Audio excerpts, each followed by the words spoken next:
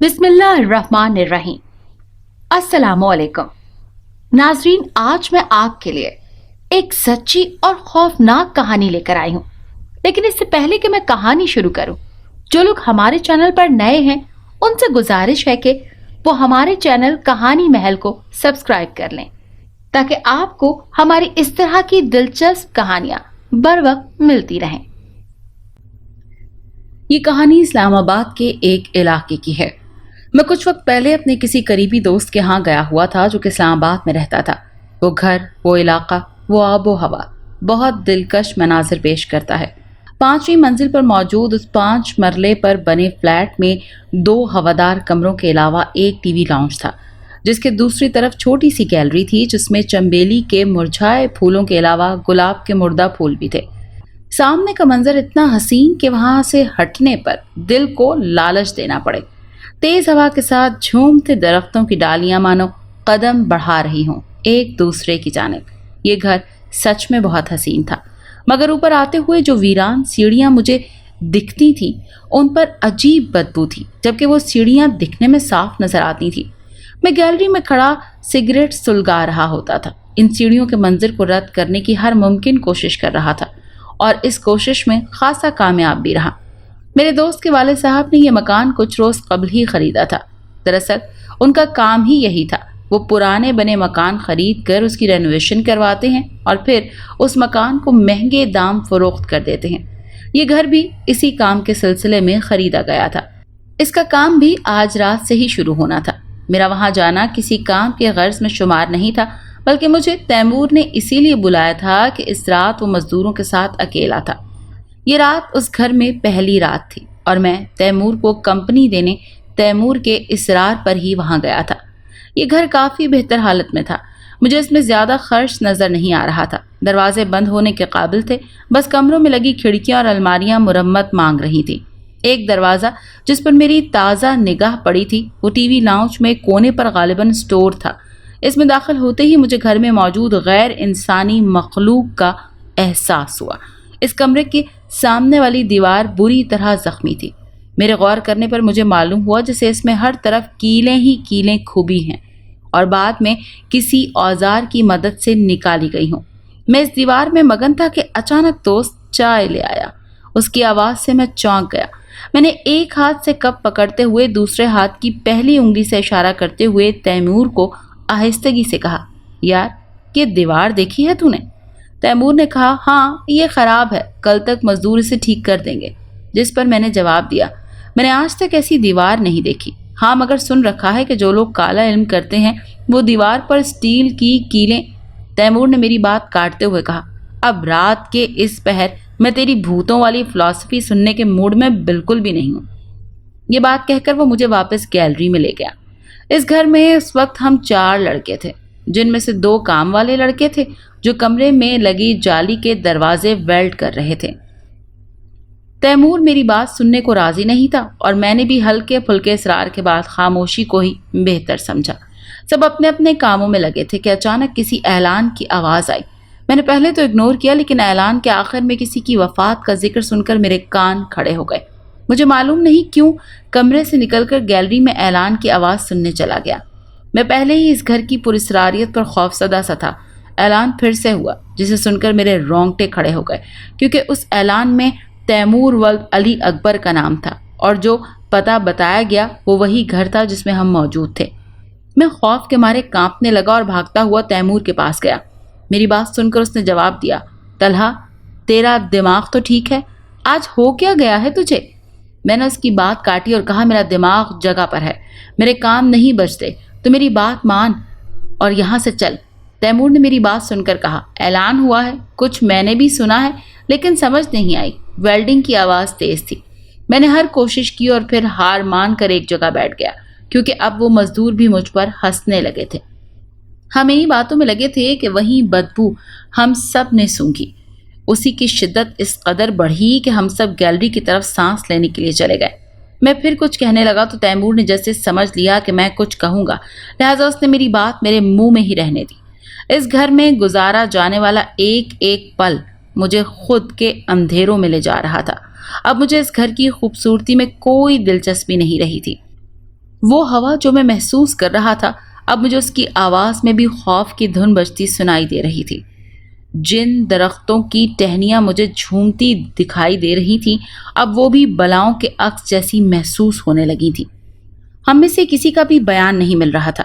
ان لڑکوں کو گیس کی بو محسوس ہوئی تھی، جبکہ تیمور بجلی کی تاروں کے جلنے کی بو محسوس کر رہا تھا، اور ان سب سے الگ میں کھڑا تھا جسے وہ بدبو خون کی سی محسوس ہوئی تھی۔ یہ وہی بدبو تھی جو مجھے سیڑھیوں پر محسوس ہوئی تھی، مگر اب میں اس معاملے میں کوئی بحث نہیں چاہتا تھا، اسی لیے میں نے کوئی رائے دی ہی نہیں۔ وہ سب لوگ فلیٹ میں آگے پیچھے گھومتے رہے، پھر کسی کو کچھ سمجھ نہ آیا۔ سمجھ آتا بھی کیسے؟ کوئی بجلی کی فٹنگ دیکھنے میں مگن تھا تو کوئی گیس کی۔ جب کسی کو کچھ نہیں ملا تو اس ٹاپک کو یہ بول کر کلوز کر دیا گیا کہ شاید باہر سے آئی ہوگی، ہوا کے بہاؤ میں یہاں سے گزر گیا ہوگا کچھ۔ میں ان سب کے ساتھ تو کھڑا تھا، مگر میری سوچ کسی اور ہی فضا میں گردش کر رہی تھی۔ میرے دماغ میں مسلسل خطرے کی گھنٹی بج رہی تھی، کیونکہ میں نے خود تیمور کی وفات کا اعلان سنا تھا۔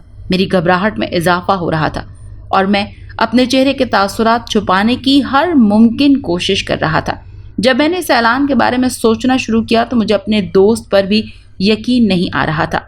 اب یا تو جو میں سوچ رہا تھا وہ غلط تھا، یا پھر جو دیکھ رہا تھا وہ کوئی عکس تھا۔ میں نے تیمور سے واپسی کی اجازت مانگی اور اس کے ہزار روکنے پر بھی میں فلیٹ میں نہیں آیا۔ شاید یہ اجازت مانگنا نہیں بلکہ فیصلہ سنانا تھا۔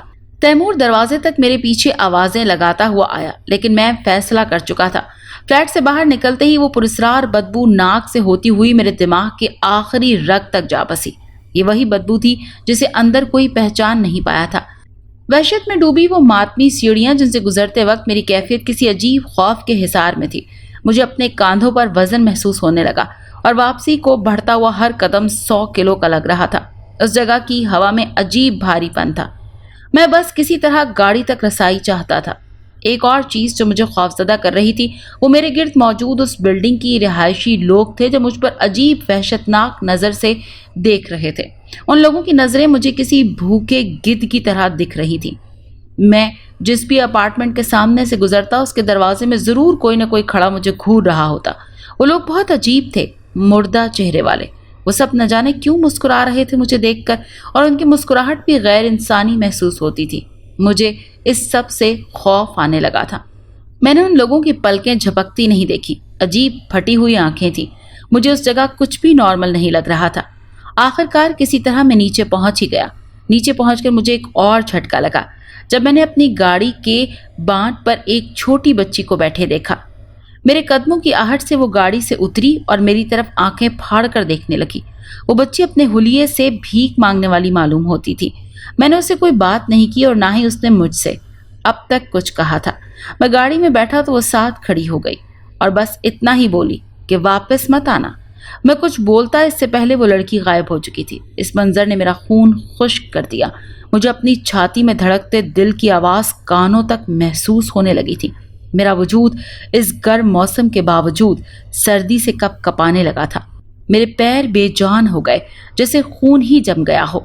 میں مسلسل منہ ہی منہ میں کچھ کپ کپاتے ہونٹوں سے بولنے کی کوشش کر رہا تھا، لیکن شاید میری زبان میرے دماغ کا ساتھ چھوڑ چکی تھی۔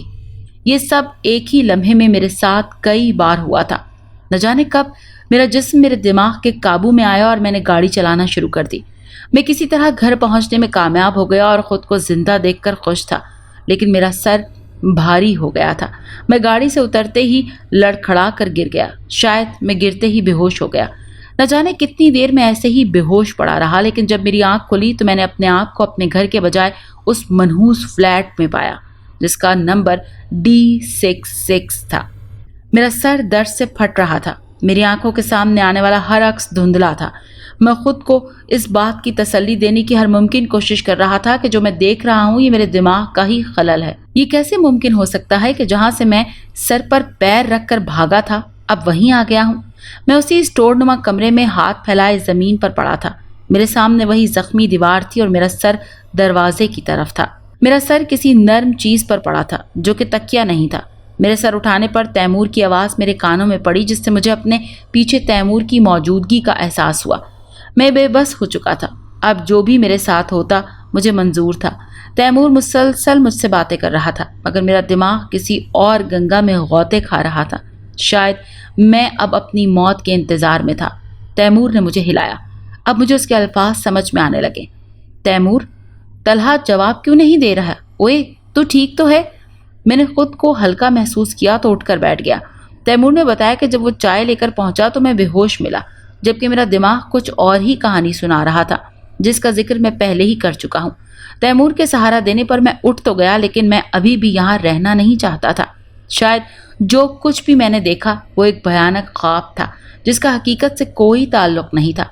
ये बात मैं खुद को समझाने की कोशिश कर रहा था, और शायद समझा भी चुका था, लेकिन मेरा दिल मेरे काबू से बाहर था। वो किसी और चीज की ही गवाही दे रहा था। कहते हैं दिल और दिमाग का सदियों से वैर है। जिस बात पर दिल अड़ जाए, दिमाग मुखालिफ हो जाता है। ऐसे ही मेरे दिमाग ने भी मुखालिफत शुरू कर दी थी, और जल्द ही इस जंग को जीत भी लिया। कुछ देर हम बातें करते रहे और फिर मैं वापस नॉर्मल हो गया। वो दो लड़के भी वेल्डिंग प्लांट की तारें ठीक करने में मसरूफ थे, और मुझे देखते ही उन्होंने मेरा हाल पूछा, जिस पर मैंने हाल पूछने पर पहले उनका शुक्रिया अदा किया और फिर सरसरी से जवाब में अपनी तबीयत से वाकफियत कराई। ये बात कहकर मैं गैलरी की तरफ रवाना हो गया और पहुंचते ही सिगरेट जला ली। एक दो कश भरे, जिसके बाद मेरे सर का भारीपन थोड़ा दूर हुआ। कुछ देर खड़े रहने के बाद सिगरेट खत्म हुआ तो मैंने खुद पर गौर किया, जिससे मुझे खुद पर हंसी आ गई। मैं 1 मिनट तो अपने ऊपर हंसता ही रहा हूँगा। क्या मैं अभी भी बुरे ख्वाब देखकर डर जाता हूँ? इसी मुस्कुराते चेहरे के साथ मैं कमरों की तरफ मुड़ा जहां काम में लगे हुए थे लोग। अभी दरवाजे से अंदर नहीं हुआ था कि दरवाजे पर दस्तक हुई। मैं वो आवाज़ सुनकर दरवाजे पर लपका। दरवाज़ा खोलने पर मेरे जिस्म से एक सर्द लहर दौड़ पड़ी। जब मैंने दरवाजे पर खड़ी उस बच्ची को देखा जो मेरी मौजूदा ख्याल के मुताबिक मेरी गाड़ी के बोनट पर बैठी थी। मैं कुछ भी बोलने की कैफियत में नहीं था। मेरा वजूद कपकपाहट का शिकार होता जा रहा था। मैं कुछ बोलता या कोई रिएक्शन शो करता इससे पहले ही वो बच्ची मुझसे मुखातिब हुई। मैंने तुम्हें कहा था ना, वापस मत आना।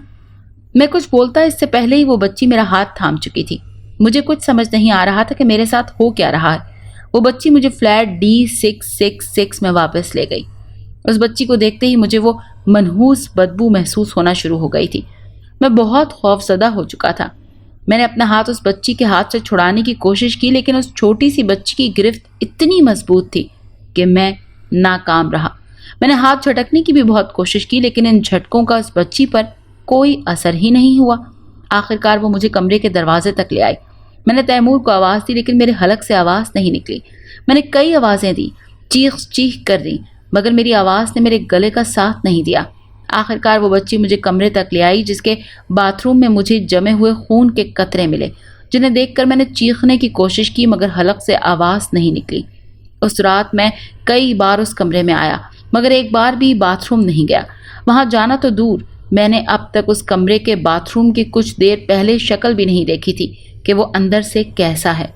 घर में दाखिल होते वक्त मैंने वो बात देखने की कोशिश की थी, मगर तैमूर ने नहीं जाने दिया था।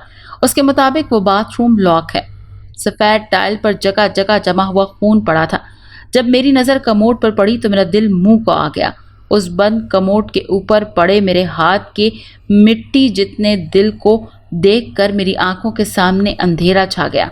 अब मुझे यकीन हो गया था कि कुछ देर में ही मेरा भी यही हाल हो जाएगा।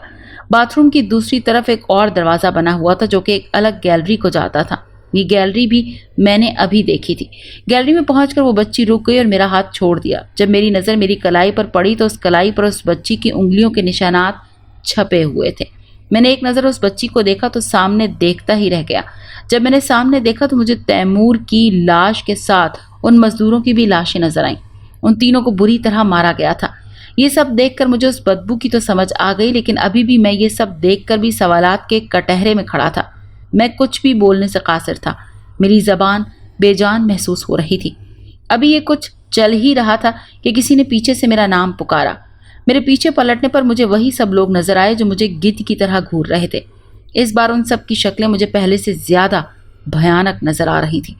उन लोगों के आते ही उस बच्ची ने मेरा हाथ पकड़ा और गैलरी से छलांग लगा दी। इस बार मेरे हलक से खौफ की चीख निकल गई और इसी खलल में मेरी आंख खुल गई। मेरी घड़ी का अलार्म बज रहा था। मैंने उठकर अपने आप को देखा तो मैं सही सलामत था। मुझे याद आया कि मैं कल दोपहर को जब घर पहुंचा तो बुखार में मुब्तला था।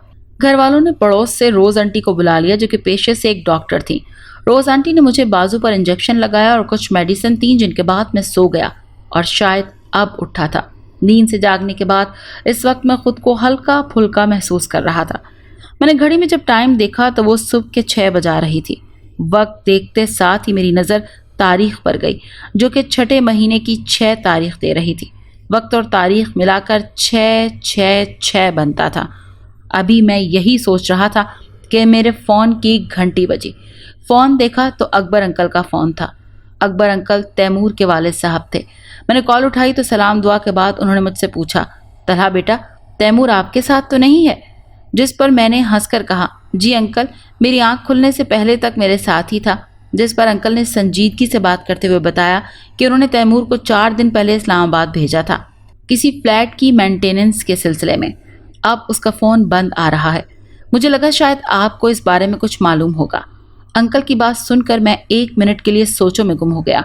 फिर एकदम उनसे सवाल कर डाला, अंकल, कहीं आप फ्लैट D666 की तो बात नहीं कर रहे? अंकल, जी बेटा, वहीं भेजा था। ये अल्फाज सुनकर मैं परेशान हो गया, लेकिन मैं अभी भी श्योर नहीं था। लेकिन ख्वाब तो ख्वाब ही होते हैं। अंकल ने बताया कि मुझे लाहौर जाना पड़ गया था, वरना मैं उसे यहाँ कभी नहीं भेजता।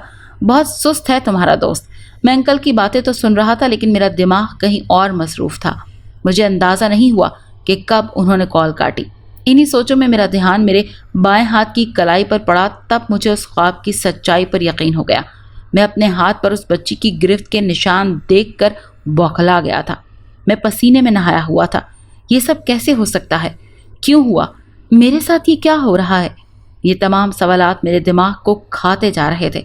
मैं खुद को नॉर्मल रखने की हर मुमकिन कोशिश कर रहा था और किसी को भी अपनी मेंटली कंडीशन का इल्म नहीं होने दे रहा था। सुबह 10:30 हुए होंगे कि मुझे मेरे दोस्त राहत की कॉल आई, जिसने मुझे तैमूर की मौत की खबर सुनाई। इस खबर ने मुझ पर फिजिकली और मेंटली बहुत दबाव डाला। मेरी तबीयत ऐसी नहीं थी कि मैं तैमूर के जनाजे पर जा सकूं। घर वालों के लाख रोकने पर भी मैं नहीं रुका। हम में से किसी को भी तैमूर का मुंह नहीं दिखाया गया। लोग कहते हैं उसका चेहरा दिखाने के काबिल नहीं था, ऐसी बुरी तरह जख्मी था।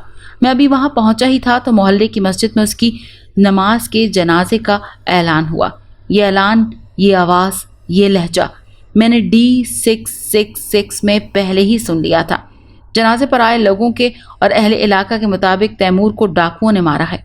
मुझे ये भी मालूम हुआ कि उसका दिल बाथरूम से मिला था और बाकी दोनों लड़कों के दिल नहीं मिले।